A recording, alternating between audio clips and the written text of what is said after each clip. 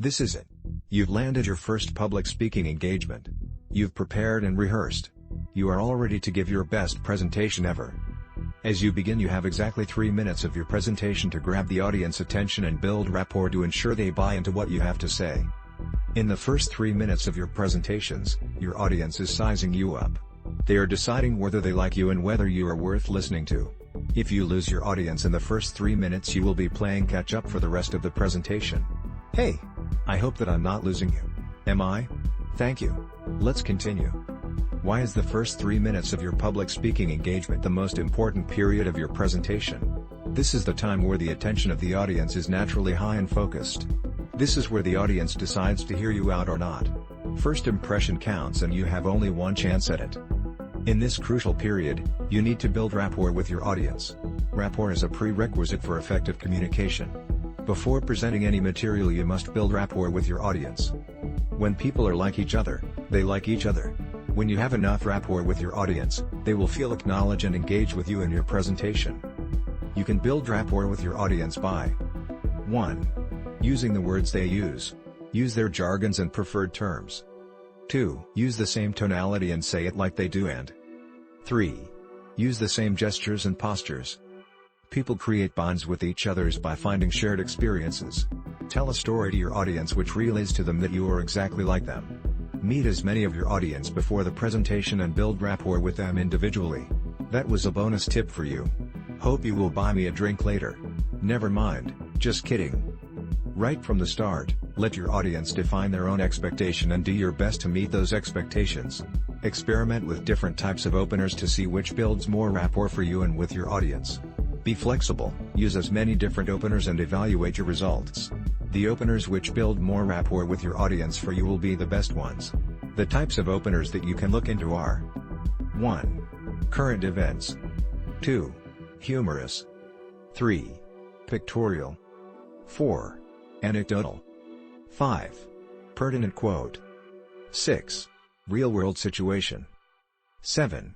Rhetorical. 8. Musical. If you have built enough rapport with your audience in the first 3 minutes of your presentation, the rest of your speech will move smoothly. You will have an engaging audience and you will be able to have fun with them and be yourself on stage. Remember, the first 3 minutes of your presentation is the most crucial of all. Start off your presentation on the right footing. So you have delivered a heartwarming speech. Now it's time for some Q&A. How are you going to handle your questions and answers? Let's look at 9 tips for handling public speaking questions. How you handle questions from an audience can often be the deciding factor as to how your presentation is received. If you're pitching for business, then it's absolutely vital to handle questions well. 1. Be prepared for questions. When you write your presentation, think about what you're likely to be asked and what your answer is going to be. Maybe you won't want to answer a particular question there and then, so think about what you'll say to satisfy the questioner. 2. Make it clear at the start. You may decide to take questions as you go or at the end of your presentation. Whatever you decide, make it clear at the start and don't change your mind. I would suggest questions at the end in a short presentation. If you take questions as you go, then your timing will get knocked out. And always remember, an audience won't forgive you for taking half an hour when you were only scheduled to speak for 15 minutes. 3. Never finish with questions. Far better to ask for questions 5 or 10 minutes before the end. Deal with the questions and then summarize for a strong finish. Too many presentations finish on questions and the whole thing goes a bit flat, particularly if you don't get any.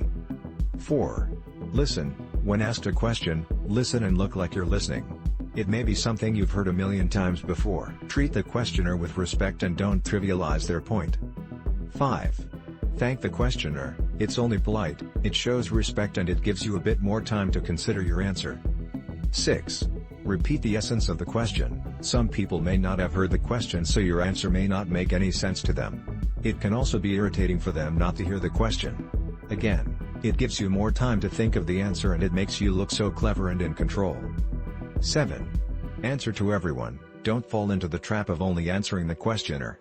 If they happen to be near the front, then you could end up having a conversation with them and exclude everyone else. 8. Keep it simple. Many speakers, when it comes to questions, have become more relaxed, and the fact that someone is interested enough to ask them a question leads them to go on too long with the answer. Don't. 9. Don't bluff or bluster. If you don't know the answer to a question, say so and find out. Suggest to the questioner that you'll phone them or come and see them with the answer. It can even be a good way to make further contact after the presentation. As we all know, it's possible that you may not be asked any questions and you then have that awkward silence. People may be thinking about what you've just said and may need more time to ask. They may also be a bit shy and may take a few minutes to speak out. Why not have a question of your own prepared and say something like, you may be asking yourself? If you still fail to get any questions, then go straight into your summary and closing statement. Handling a question and answer session well demonstrates your professionalism and reflects on your message. Now, we are going to take this public speaking journey up another notch. You have done quite a few speeches and handle your Q&A very well. Congratulations. Now, you can take your public speaking to another level and start earning a substantial income from it. Here are a few ways that you can turn your public speaking experience into business profits. 1. Free speeches to promote your business. A lawyer might make a speech to a group of business persons, free of charge, about the advantages of incorporating their businesses. This could result in obtaining new clients. It could also cause existing clients to purchase additional services, such as incorporations, minute book work, income tax election filings, and so on. 2. Paid seminars, workshops, and teleclasses. You could charge admission fees to attend a seminar entitled How to Incorporate Yourself Without a Lawyer. This seminar could detail the considerations and mechanics of incorporating your own private corporation. 3. Sell information products. The information presented during a speech or seminar could form the basis for information products such as books, courses, special reports or folios, audios, videos, DVDs, electronic books, and so forth. For example, you could write a book entitled How to Incorporate Yourself Without a Lawyer. Including such products as handouts at your seminar would increase the value for the attendees, which you could charge for. Even if you gave a free speech to a group, you could still receive back-end income from the sale of such information products. Obviously, your public speaking skills will be especially important when producing an audio or video cassette. Your listeners and viewers will make certain judgments based on your personal appearance, poise, audience contact, use of gestures, enthusiasm, how informative the material is, and many other factors. Your information products establish your credibility as an expert, resulting in even more business. As well, you can market those same information products through mail order, direct mail, internet marketing, and other methods. 4. Consulting and other opportunities. As your reputation as an expert in your specialized field grows, you will become more in demand. Clients may seek you out for lucrative speaking engagements. You may be invited to write magazine articles, consult for large corporations, act as an expert trial witness, become a syndicated columnist, etc.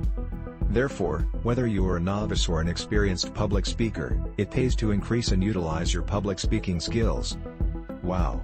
This was a lot of information shared. I hope you were able to keep up with me. Now it's your turn to utilize this information to your success. Thank you for watching and have a nice day. We have come to the end of this inspiring presentation. How was it for you? If you have benefited from the information shared just now, please leave a comment below this video, share it and give it a thumbs up. Also remember to subscribe to this channel, and hit that notification bell so you will be the first to be notified when we upload new videos in the future. You have been a nice and attentive viewer. Keep up the good work and have a safe and peaceful day now.